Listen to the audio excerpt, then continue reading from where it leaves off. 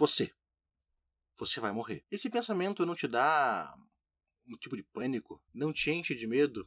De vez em quando isso acontece, né? Mas, felizmente, não sempre. E é por você ter um medo contínuo da morte, mas esse medo, apesar de estar sempre com você, não te deixa completamente apavorado o tempo inteiro, que o choque com as mortes da pandemia de coronavírus também não te assusta como deveria. Se você quiser saber um pouco mais sobre isso, fique aqui comigo porque eu vou te mostrar nesse vídeo. Meu nome é Guilherme do Bridgetop, eu sou professor e mestre em História e esse daqui é o História Fora de Foco. Antes de começar aqui o vídeo, só lembre de seguir o canal nas nossas redes sociais para me ver falando besteira um pouco longe do YouTube, para falar sobre outros assuntos de história e também para saber quando está saindo vídeo novo e poder dar sugestões e dicas do que eu posso fazer aqui. E antes de falar sobre coronavírus, Covid-19, vamos falar sobre coisa boa.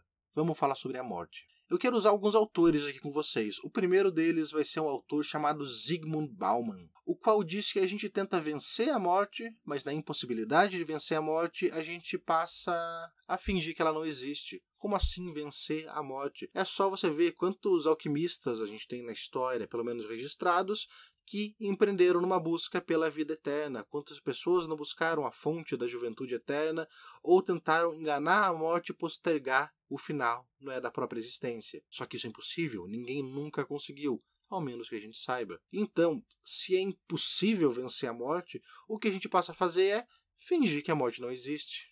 Já outra autora bem bacana, que eu já citei em outros vídeos aqui no canal, que é a Elizabeth Kubler-Ross, que criou aquele modelo dos 5 estágios de luto, que é famosíssimo. Ela diz que a gente não consegue negar a morte, a gente não consegue fingir que a morte não existe, porque ela é uma realidade, ela está ao nosso redor o tempo inteiro. O que a gente faz? A gente passa a desafiar a morte para, na impossibilidade de negar a morte, vencer ela e dizer, olha só, eu venci a morte, eu sou mais poderoso que ela. Como que a gente faz isso? Kubler-Ross cita vários exemplos. Um que eu acho bem interessante é quando pessoas entram em carros e correm em alta velocidade. Quando você entra num carro e você corre em alta velocidade, você está entrando dentro de um pedaço de lata de 1 tonelada, correndo numa velocidade gigantesca, em que se você bater, você vai morrer e talvez matar outras pessoas. Mas isso não acontece. Então você vence a morte, você cria essa sensação de superioridade contra a morte, e ela passa a não te afetar tanto quanto deveria. Já outro autor que eu acho bem bacana para falar sobre isso, que eu gosto bastante, é o Manuel Castells, que ele diz o seguinte, meio que indo nessa linha de desafiar a morte, ele diz que ao mesmo tempo que isso acontece, a gente cria uma sensação de falsa imortalidade. Como assim? Como isso acontece? Pelo seguinte, Castells vai dizer que a gente vê a morte acontecendo o tempo inteiro, mas nunca com a gente, nunca com as pessoas próximas de nós. Nós vemos a morte acontecendo sempre nos outros, ou na ficção, ou no noticiário, mas quem morre nunca somos nós, nem nunca são pessoas próximas da gente. Enquanto isso continua acontecendo, a gente tem essa sensação de imortalidade, de que a morte é algo distante. Ela vai acontecer? Infelizmente vai, mas é algo tão longe que a gente nem pensa nisso. Ela não parece uma realidade, e a gente vai construindo essa noção de uma pseudo-imortalidade. Ou, como diz Kubler-Ross, nós desafiamos a morte e nós vencemos, afinal, continuamos vivos. Um outro conceito interessante para falar sobre isso é o de Søren Kierkegaard, um filósofo que escreve ali sobre a angústia, em que ele diz, dentre várias coisas, que a angústia é um peso que você tem de carregar durante toda a sua vida, como a noção de que você vai morrer. Só que não é um peso extremamente pesado, desses que vai te incomodar o tempo inteiro. Também não é um peso muito leve, que você pode ignorar. É aquele peso mediano que você consegue esquecer, mas que de vez em quando vai voltar para te perturbar. É como aquele zumbido no seu fone de ouvido, é como aquele risco nos seus óculos ou aquela imagem meio estranha no canto da sua televisão que você se esquece, você se acostuma. E aí, em determinado momento, ela volta com tudo, você olha e você, quando nota aquilo, não consegue deixar de notar o tempo inteiro, até que você esquece e volta à sua vida normalmente. Essa é a angústia em relação à morte ao nosso redor. A gente se esquece até que a gente não consegue mais se esquecer. Em relação ao que Castells e Kierkegaard falam, a gente só deixa de ser imortal, a gente só passa a notar a nossa mortalidade e ter medo dela, a gente só nota dor de cabeça, zumbido, quando alguém perto da gente morre. E aí, quando alguém próximo da gente, algum familiar, algum amigo querido, alguma pessoa querida morre, nós percebemos, nossa, eu vou morrer algum dia. E aí vem aquele sentimento ruim. Um outro autor que fala sobre isso é o Michael Kerr, em que ele fala que a gente consome a morte o tempo inteiro nos noticiários, só que ele cria um conceito que é interessante, que é de uma morte pornográfica. Porque é uma morte que aparece, mas aparece como entretenimento e aparece sem sentimento. Você vê pessoas morrendo o tempo todo. Nos filmes, nos livros, histórias em quadrinhos, no noticiário, pessoas reais morrendo, mas por vezes, como isso é tão frequente, isso é algo que vai mais pro entretenimento do que para mexer com você acaba perdendo sentimento com essas coisas. Ela não te toca como deveria. A ponto que, quando a gente pega na morte no entretenimento, o Kerr fala uma coisa interessante que é o seguinte: você já viu mais pessoas morrendo do que muitos ancestrais seus viram durante toda a sua vida. Você viu pessoas morrendo em filmes, em noticiários, você pegou ali de repente e viu centenas de pessoas sendo mortas. Em vários filmes aqui dos anos 70 e 80, até depois, a gente tem pessoas morrendo e sendo assassinadas, e a gente vê o rosto delas, mas não choca, porque é a morte é pelo visual e não a morte pelo sentimento. E isso acontece muito porque a morte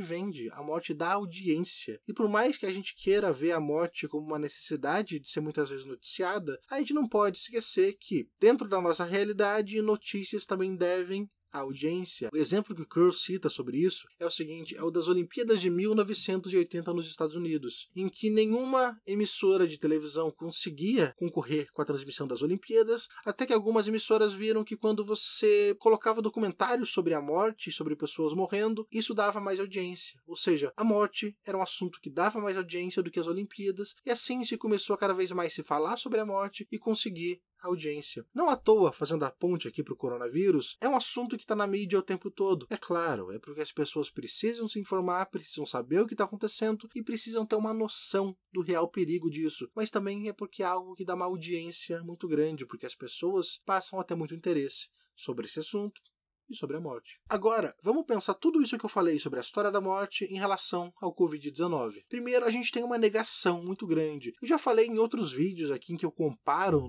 várias epidemias e pandemias da história, mostrando que sempre tem essa negação de dizer que ela não é tão séria, de dizer que ela não é tão preocupante, porque tudo que a gente quer é manter a normalidade da nossa vida. A gente não quer pensar que tem algo diferente acontecendo. A gente quer pensar que está tudo normal, como sempre. Só que isso também é um pouco ligado ao isso com o que o Bauman fala, de que a gente finge que a morte não existe, porque a gente quer viver a nossa vida normalmente, a gente quer viver a nossa vida sem essa preocupação, e é muito cômodo fingir que não existe Covid-19, não existe coronavírus e tudo tá bem, mesmo que não esteja. Quando Kubler-Ross fala sobre não conseguir negar a morte, mas tentar dominar a morte, é um pouco parecido com o que a gente vê de pessoas tentando não ficar em quarentena ou evitando usar máscaras, porque as máscaras são uma coisa que lembram elas dessa realidade constante e perigosa. Quando você não usa máscara e você sobrevive, veja só, você está dizendo: olha só, eu desafiei o vírus e eu venci. Esse vírus não é de nada e você não precisa se preocupar com isso. Já um pouco sobre o que Castells fala pra gente, de que a gente sempre vê a morte nos outros, é o que eu acho mais importante aqui nessa análise que eu tô fazendo, pelo seguinte: antes do vírus chegar ao Brasil com força, ele passou pela China, ele passou pelos Estados Unidos, pela Itália, pela Espanha, com o Equador, embora não com tanta força, mas teve imagens bastante chocantes. No momento que as mortes começaram a correr com força, em números alarmantes aqui no Brasil, elas já aconteceram em outros lugares, então a gente estava acostumado, estava de certa forma anestesiado, porque a gente já viu as mortes acontecendo, a gente já viu cenas chocantes acontecendo. Então, quando elas aconteceram aqui com a gente, não chocava como deveria, porque a gente estava acostumado a ver isso sempre no outro continente, outro país. Quando chegou ao Brasil, outro estado, outra cidade, e mesmo que aconteça próxima da gente, sempre outras pessoas. Um exemplo legal que eu acho de explicar isso são com duas imagens que foram veiculadas nos anos 2000 e deixaram muita gente morrendo de medo. Uma delas é essa daqui, que foi veiculada lá pelo saudoso e falecido hoje Gugu Liberato, do diabo na fumaça do World Trade Center. E essa aqui bem famosa da menina no corredor. Você com certeza já viu pelo menos uma dessas imagens, e quando você viu lá no passado, você ficou morrendo de medo. E hoje você olha para essas imagens e pensa: por que eu tinha medo disso? Isso daqui é só tosco. Mas você não tem mais medo porque você se acostumou. Você viu tantas vezes essas imagens e outras parecidas e ficou com medo de tanta coisa que hoje isso só parece bobo. Hoje isso não te dá mais medo, porque a gente se acostumou com a morte, com o coronavírus e também com essas imagens assustadoras. A ponto que a gente sempre vê a morte, mas nos outros. Talvez por isso o Jornal Nacional, um dos principais jornais do Brasil, quando ele fala sobre a pandemia, ele coloca rosto de pessoas que morreram com ela na tela do jornal, para mostrar: olha só, é uma coisa real, você tem que se preocupar, pessoas estão morrendo com isso. Só que, na singela opinião deste aqui que vos fala, um pouco tarde demais, porque nós já nos acostumamos. E a gente só começa a ter o real medo que a gente deveria dessa pandemia quando alguém bem próximo, como um familiar ou um amigo de nós, acaba falecendo com ele. O que, é claro, eu espero que não aconteça para nenhum de nós. E bem, esse aqui foi um vídeo não muito animador, um pouco mórbido sobre a história da morte e como toda essa questão do coronavírus acaba se relacionando a ela para mostrar por que a gente não tem tanto medo dele quanto deveria. Espero que na medida do possível vocês tenham gostado. Lembrando sempre que as referências para o vídeo estão aqui embaixo, tanto os livros que eu usei quanto a minha dissertação de mestrado que foi sobre história da morte. E bem, deixem aqui seus comentários, não esqueçam de curtir o vídeo e se inscrever se vocês não são inscritos ainda, mostrar para os seus amigos esse vídeo e de resto nos vemos na semana que vem num vídeo um pouco menos mórbido, eu espero.